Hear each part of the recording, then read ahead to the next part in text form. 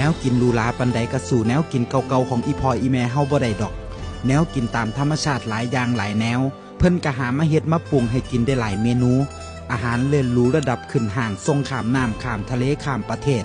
สุดท้ายมันก็ยังสู่แนวกินบ้านๆแนวกินเก่าก่อนที่เพิ่นพากินบ่ได้จักเทื่อแนวกินของบ้านเฮามันมีอยู่สุหม่องสุบอนสิขึ้นเขาลงห้วยในป่าในทงไห้ทงนาไทบ้านก็หามาอยากมากินกันได้ทุกฤดูกาลยามงานบุญงานหับแขกเพิ่นก็พากันเฮ็ดแนวกินบ้านเฮา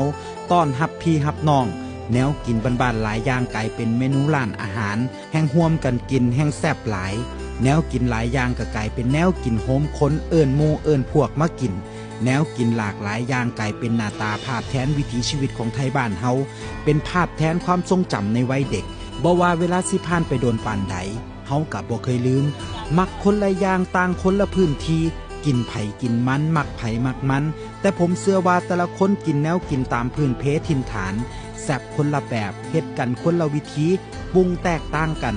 บ่งบอกรสชาติประจำถิ่นกินแซ่บของไผของมันภาคเหนือเฮ็ดกินแบบนั่นภาคใต้เฮ็ดกินแบบนี้